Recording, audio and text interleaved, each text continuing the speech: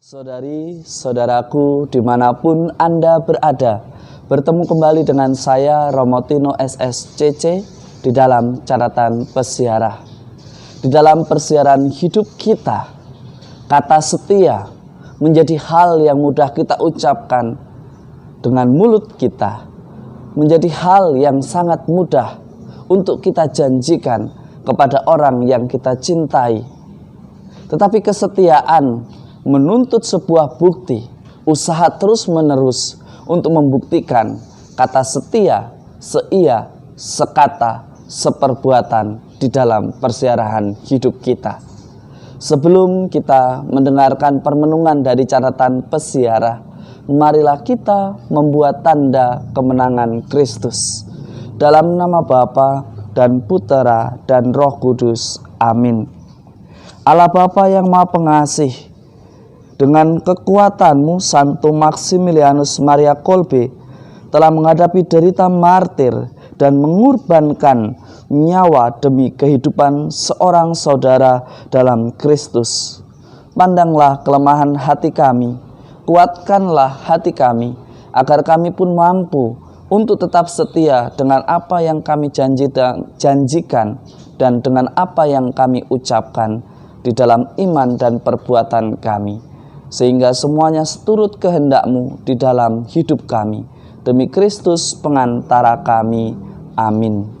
Saudari-saudaraku yang terkasih dimanapun Anda berada, selamat pagi, Tuhan memberkati. Selalu ada sukacita dan bahagia bagi mereka yang setia.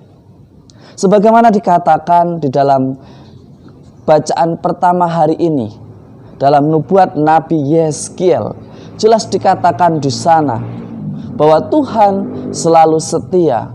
Tuhan selalu menantikan pertobatan dan usaha rekonsiliasi dari bangsa pilihannya. Dengan harapan Tuhan memberikan kesempatan supaya mereka bangsa pilihan merasa malu karena sering mengkhianati Yesus, sering mengkhianati Tuhan, sering mengkhianati Allah. Di dalam persiaran hidupnya, Allah sudah bekerja membebaskan mereka dari penjajahan Mesir, perbudakan di Mesir. Tetapi tetap saja mereka selalu mengingkari apa yang mereka ucapkan. Tetapi hari ini kita semakin diteguhkan. Allah tetap setia kepada kita semua yang mengaku diri sebagai anak Allah dan selalu berusaha melakukan perbaikan dan dari hari ke hari melakukan pertobatan. Berbicara mengenai kesetiaan, bacaan hari ini di dalam Injil patut untuk kita renungkan. Apakah kita masih seperti orang Farisi yang selalu bertanya-tanya hanya untuk memuaskan nafsu kita, apa yang kita ingini? Sebagaimana dikatakan, apakah diperbolehkan orang menceraikan istri dengan alasan apa saja?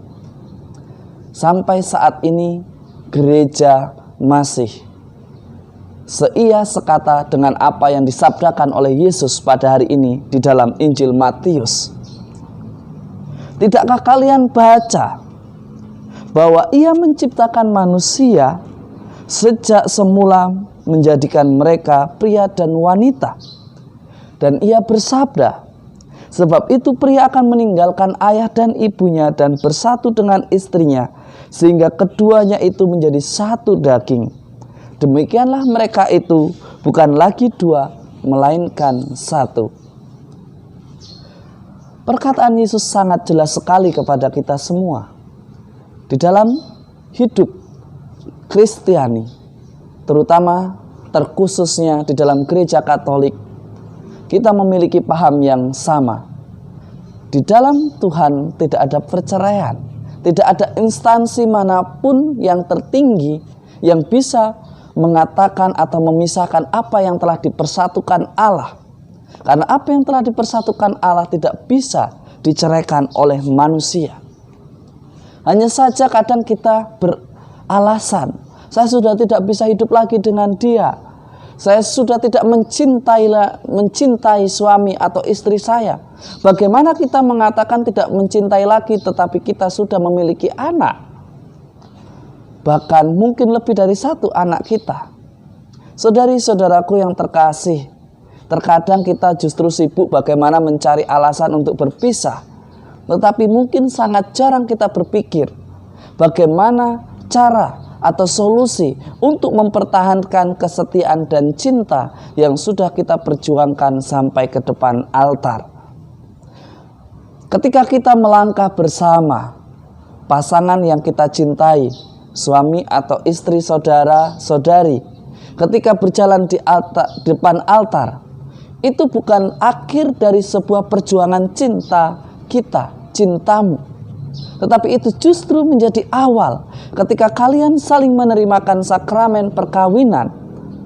Disitulah awal dari lembaran kehidupan di mana kalian harus menjaga apa yang namanya kesetiaan, harus memperjuangkan apa yang namanya cinta, harus berani memperbaiki dan melakukan pertobatan dari hari ke hari demi keutuhan keluarga. Lalu bagaimana caranya?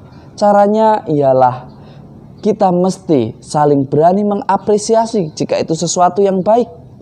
Kita mesti meminta maaf jika kita itu salah. Dan kita pun mesti berani memaafkan dan memberikan kesempatan. Sungguh berbahagia orang yang hidup di dalam kesetiaan. Saudari-saudaraku yang terkasih, kesetiaan itu berarti mencakup banyak hal, seia, sekata, seperbuatan. Di dalam hidup berumah tangga, terutama di dalam perkawinan, diperlukan yang namanya komitmen, saling percaya, saling menciptakan kejujuran supaya bisa dipercaya. Ketika kita berbohong, kita sudah mengawali dan menciptakan persoalan di dalam kesetiaan dan kedamaian di dalam keluarga kita. Hari ini kita diingatkan, setia, seia, sekata, seperbuatan, berarti kita mestinya satu nakoda di dalam perahu rumah tangga.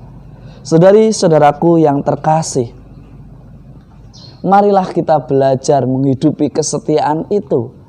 Kesetiaan mungkin mesti harus terluka, meski harus tersakiti. Tetapi apakah karena tersakiti kita akhirnya mengkhianati perkataan dan janji kita yang mengatakan saya akan setia baik dalam untung dan malang, baik dalam suka maupun derita? Jangan kita mudah terbawa arus hanya untuk mengkhianati apa yang kita ucapkan. Jangan biarkan nafsu dan keinginan manusiawi kita merajai hati kita, dan biarkanlah cinta kasih Allah meraja di dalam hidup kita, sehingga kita selalu belajar setia kepada pasangan hidup kita semua, kepada panggilan kita baik yang berkeluarga maupun yang tidak berkeluarga. Yang terpenting ialah setia di dalam menanggapi panggilan kita, baik dalam berkeluarga maupun tidak berkeluarga, tetapi semuanya sungguh berkenan di dalam kerajaan Allah jika kita lakukan dengan setia. Semoga berkat Tuhan melimpah atas kita semua, dalam nama Bapa dan Putera dan Roh Kudus. Amin. Saudari-saudaraku yang terkasih, satu kata setia mudah diucapkan dan mudah kita berujar janji. Tetapi kesetiaan perlu pengorbanan. Kita mesti siap terluka. Tetapi justru karena terluka dan setia, kita akan menemukan sukacita ketika kita mampu memenangkannya dan tetap setia pada pasangan yang sama, pada iman yang sama, pada hidup yang baik. Selamat beraktivitas, Tuhan memberkati kita semua. Amin.